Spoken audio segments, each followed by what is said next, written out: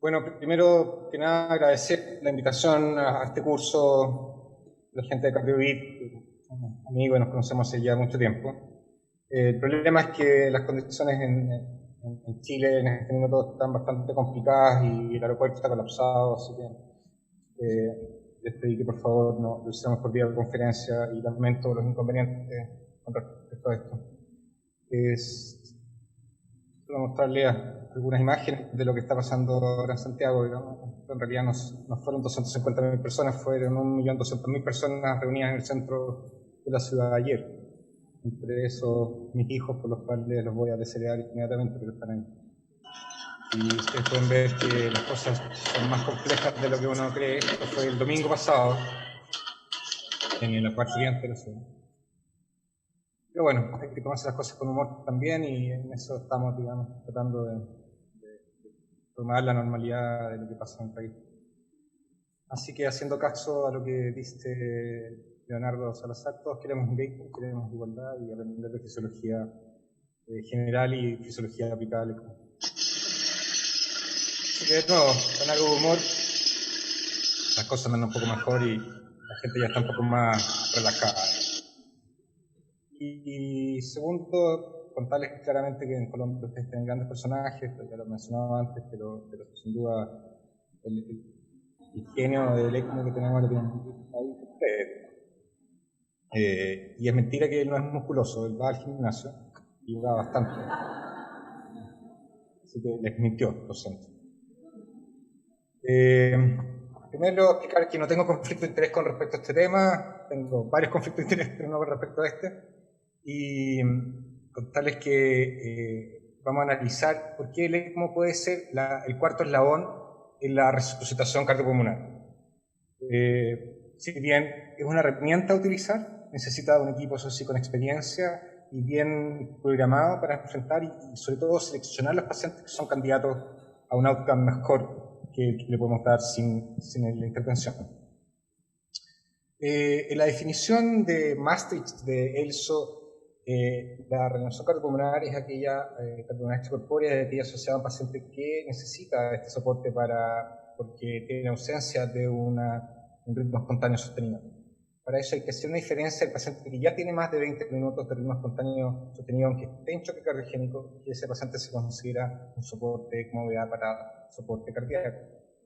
Por lo tanto, esto implica que un paciente está dentro de una reanimación cardiopulmonar habitual, y es así cuando tomamos la decisión, no al revés. Por ejemplo, un paciente que está en SRA, voy a canularlo y ese paciente no es SPR, sino que es un paciente de soporte respiratorio. Esto porque es importante al analizar los datos de la base de datos de ELSO, diferenciar que los pacientes en SPR son entonces los pacientes que están en reanimación cardiopulmonar convencional, y es así desde donde nace la indicación. También mostrarles que los números de ELSO muestran más de 110.000 pacientes registrados hasta enero de este año.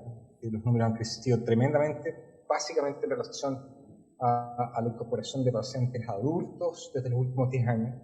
Hasta el año 2009 la mayoría de los pacientes eran neonatales y seguían los pediátricos. Y adultos era realmente una rareza. Y ustedes ven en esta diapositiva que el número de ECMOs cardíacos ya son más que el número de ECMOs venovenosos o de indicación respiratoria en adultos, y ven que desde atrás viene el SPR con un incremento tremendo en cuanto a su proporción. Así que, ojo, si bien pareciera una cosa más bien lejana, esto va a cobrar cada vez más proporción de los pacientes soportados con ECMO. Este trabajo muestra que la sobrevida es más bien baja en los pacientes soportados con ECMO dentro de la reanimación. Desgraciadamente esto es así, y la sobrevida no ha cambiado mucho a través de los años, pero este trabajo muestra que a pesar de que la sobrevida no ha mejorado, sí los pacientes aumentaron su gravedad y las características de estos enfermos bastante más graves, particularmente en la edad, con respecto a lo que era hace años atrás. Por lo tanto, podría verse que si bien la sobrevida no ha aumentado, la gravedad de los pacientes sí lo ha hecho y por lo tanto el efecto del ECMO podría ser más significativo. Si vemos entre los casos neonatales, ustedes ven que la cantidad de CPR neonatales no ha aumentado mucho durante el tiempo, un poco los pediátricos. Esto porque el setting de indicación pediatría neonatal es completamente distinto a adulto y lo vamos a revisar en breves minutos. Entonces, ¿cómo entra el ECMO como cuarto eslabón de la reanimación? Es porque el ECMO depende mucho de los pasos previos a la indicación. ¿Cuál es el tiempo sin flujo y bajo flujo que tuvo el paciente? ¿Fue presenciado el paro o no? Si el paciente tuvo un paro no presenciado y su ritmo inicial y una sistolía, ese paciente está muerto, no tiene ninguna indicación de soporte extracorpóreo. Si el paciente tuvo un paro presenciado, pero que no fue reanimado con BLS inicial, no hay nada que hacer, el mejor ECMO del mundo va a salvar ese paciente. O por lo menos lo va a salvar adecuadamente desde el punto de vista neurológico.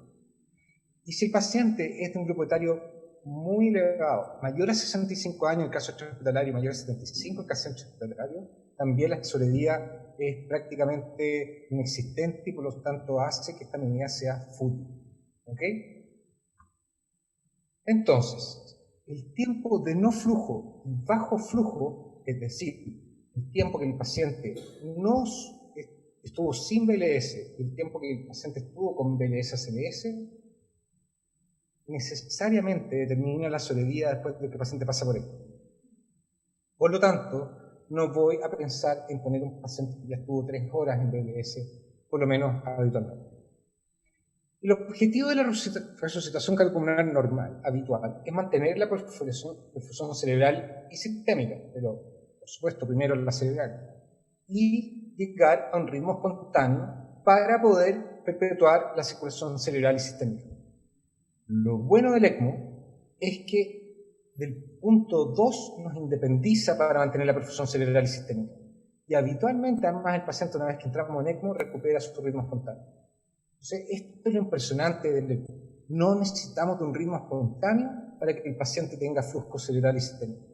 Entonces, ahí entra el SPR como un cuarto eslabón. En pacientes bien seleccionados, logramos que esos pacientes mejoren su sobrevida. Pero de nuevo, en pacientes tremendamente bien seleccionados para que el ECMO asegure el flujo sistémico cerebral, cardíaco, hepático, renal, etc. Esto el ECMO lo hace muy bien.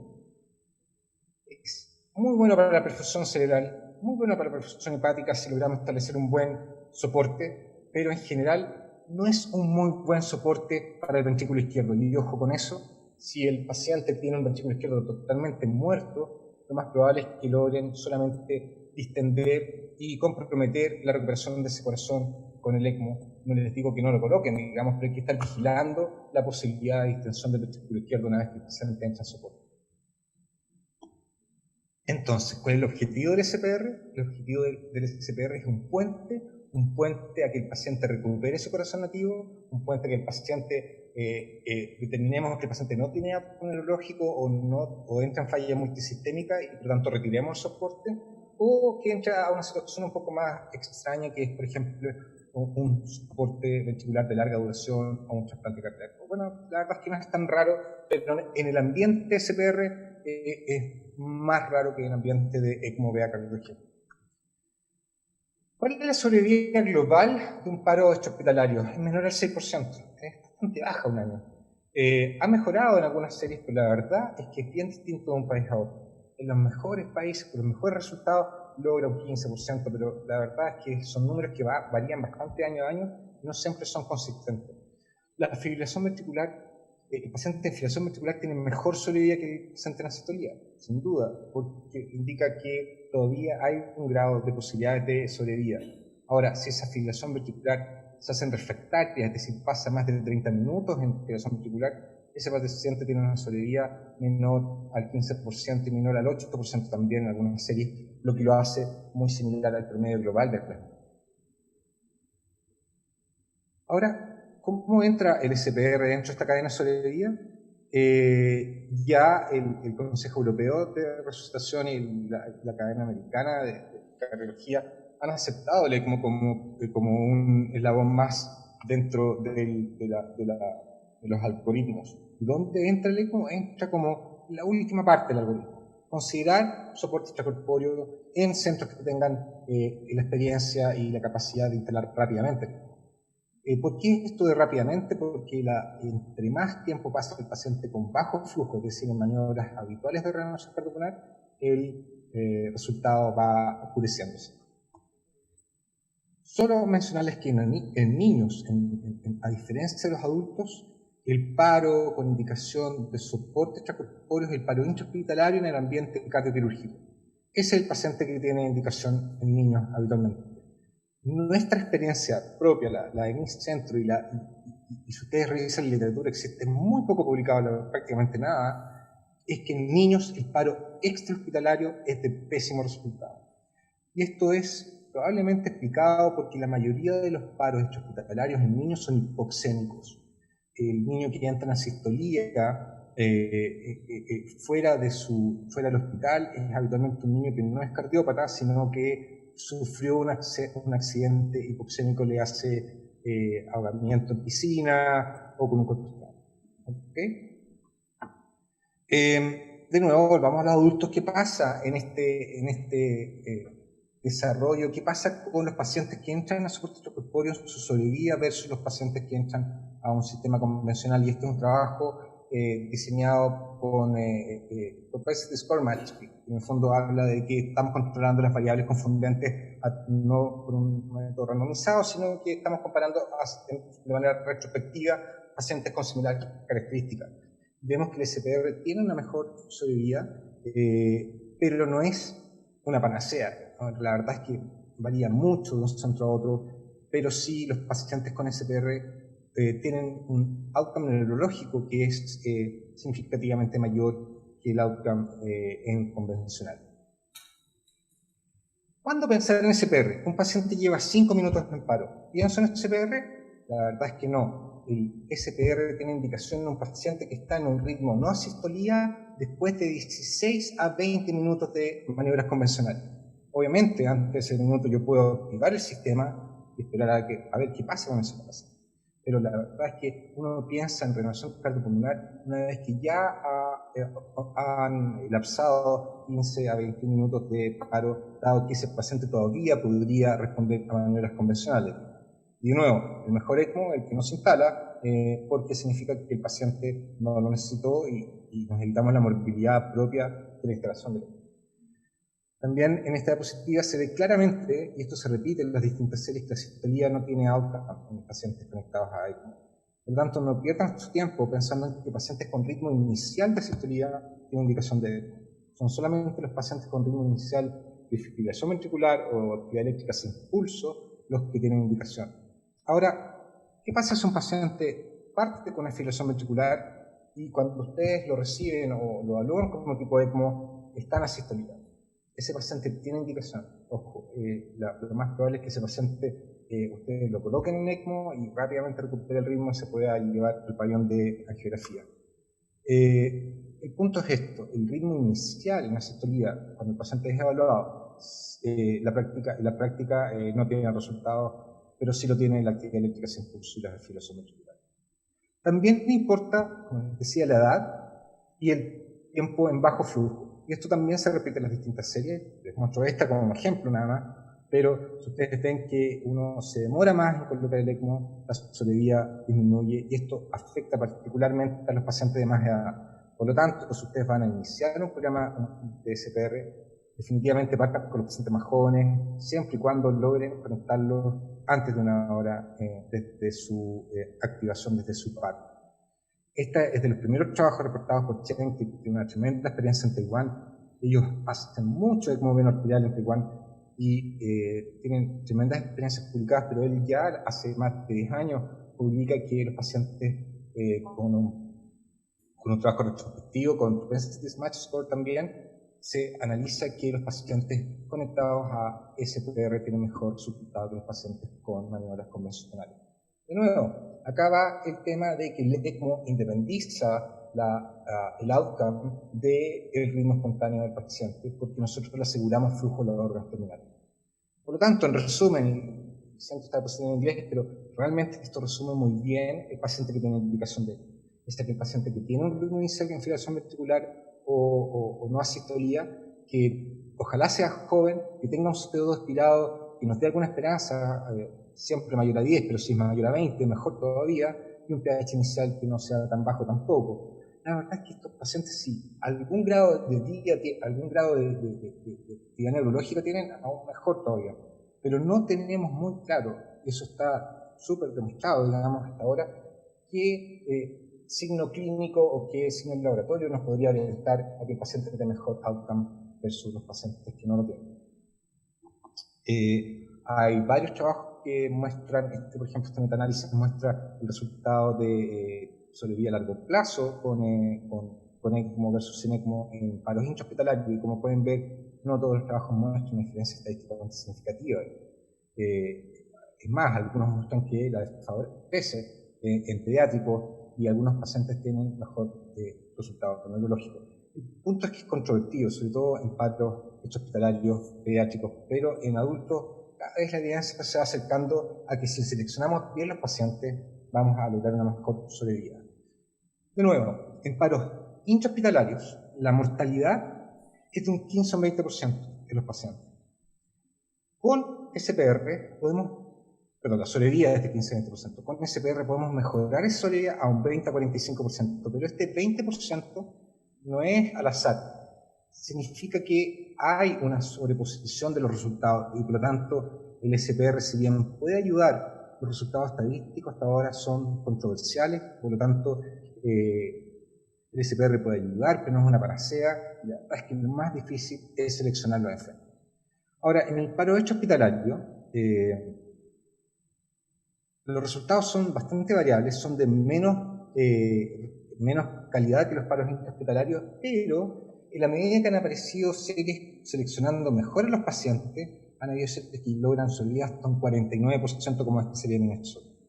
El punto es que en esta serie de Minnesota la ciudad se puso de acuerdo en el sentido que desde el sistema extrahospitalario hasta el intrahospitalario, la verdad es que han logrado minimizar los tiempos y la toma de decisiones se hace muy fácil. Pero existe todavía un talón de Aquiles siempre en esta decisión, que es la edad y el tiempo que el paciente estuvo sin BLS y el tiempo que estuvo en bajo flujo. Ahora, para que esto funcione, la verdad es que hay que encontrar un manejo en equipo que es bastante difícil de encontrar. Uno tiene que encontrar compañeros de trabajo que sean tan locos como uno, digamos, porque si no, la verdad es que es muy difícil llevar esto a la realidad. Hay que estar un poco fuera de las casillas para tener un sistema de soporte que funcione 24/7 y que por lo menos la experiencia nuestra nos ha dado una sobrevida cercana al 44% en nuestra serie de pacientes de paro extrahospitalario. Entonces, ¿cuál es la evidencia futura y qué es lo que está pasando con los trabajos clínicos en el mundo? Ya hay varios trabajos que han randomizado pacientes a manejo convencional y SPR. De nuevo, en este grupo etario de pacientes adultos en fibrilación ventricular que probablemente tienen un accidente coronario. Estos trabajos no han sido publicados todavía, pero el estudio de Praga, mandado por Holavec, es probablemente el primero que va a salir y nos va a mostrar algunos resultados que pueden ser bien interesantes. El punto es que este es un trabajo randomizado y va por lo tanto comparar la intervención de ECMO versus no ECMO en este tipo de pacientes. ¿Cómo obtener mejores resultados? Siempre hagan esto en pacientes que han tenido un paro presenciado. No se le ocurra hacer esto en un paciente de fibrilación ventricular en un periodo que no está determinado si tuvo masaje o no. Ahora, en nuestra práctica eso es lo más difícil de determinar. A veces nos llegan pacientes que dicen no, a los 2 minutos tuvieron reclamación, otros dicen no, a los 10 minutos. La verdad es que entre la urgencia, para la gente es muy difícil determinar cuánto tiempo lleva el paciente. Si el paciente es joven, en general lo asumimos que el paciente ha tenido reclamación, lo ponemos en ECMO y tomamos el ECMO como un puente a toma de decisión. Siempre es importante tener un autopulso, un Lucas, porque el traslado del paciente con reclamación es muy difícil hacerlo sin esta herramienta. No es porque per se mejore el outcome, sino que simplemente facilita el traslado del paciente mientras no recupera ritmo espontáneo durante el traslado. Tenemos un protocolo que ya lo tenemos en práctica hace 4 años.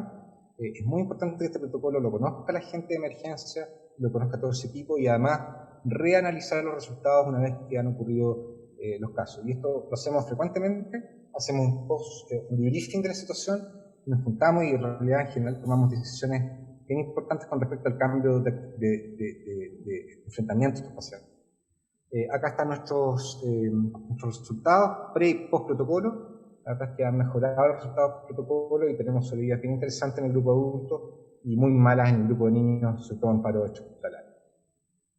Estas son nuestras sobrevividas en CPR en adultos, 44%, de lo cual estamos bastante orgullosos, pues esto incluye pacientes intra y extra hospitalarios, y los niños que tenemos vivos son todos intra hospitalarios. Aquí van a ver un ejemplo de un caso, un paciente que nos avisa que tiene infiltración ventricular refractaria. Y este paciente, nosotros ya estamos esperando en urgencia para recibirlo. El autopulso nos permitió bajarlo 3 pisos en escalera porque estaba en una construcción. Había sido imposible bajarlo con reanimación durante ese periodo. No. Hoy llega el equipo de ECMO, que ya está avisado previamente.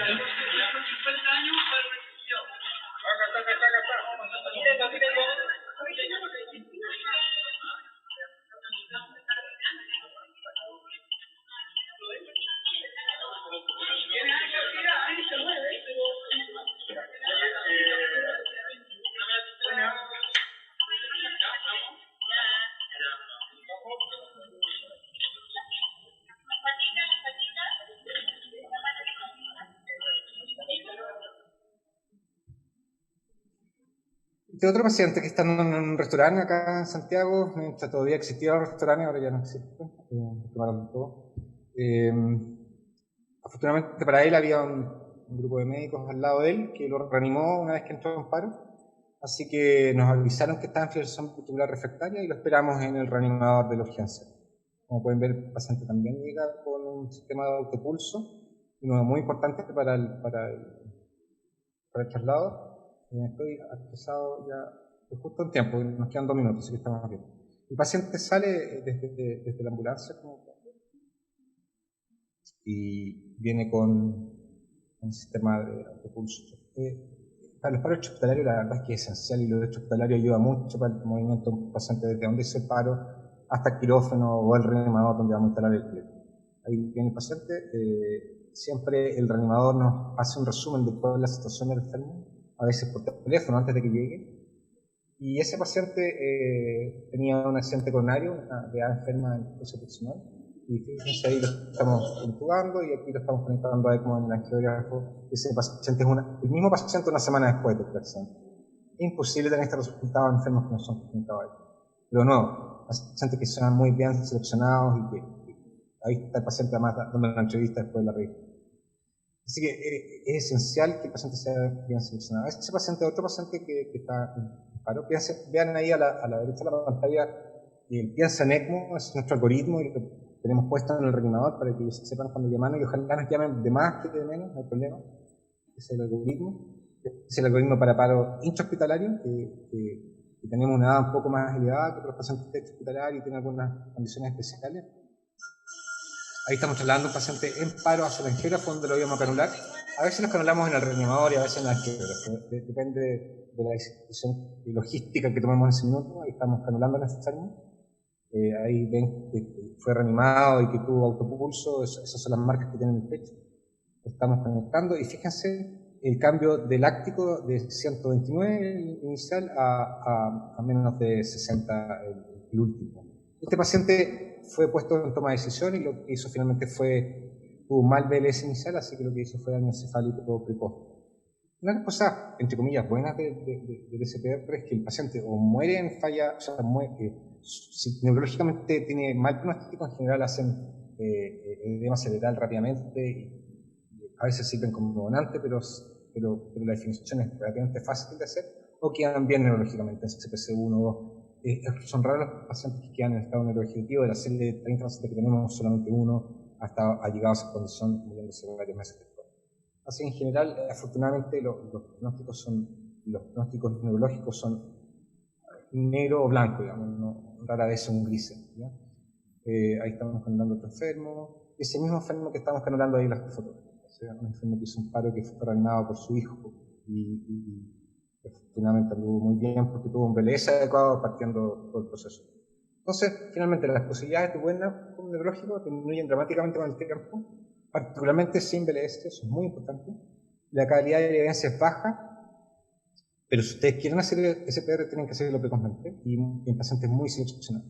En niños, de nuevo, el papel en nuestros hospitalarios, por lo menos por ahora, es dudoso y yo no lo consideraría como una primera etapa para iniciar un programa SPR.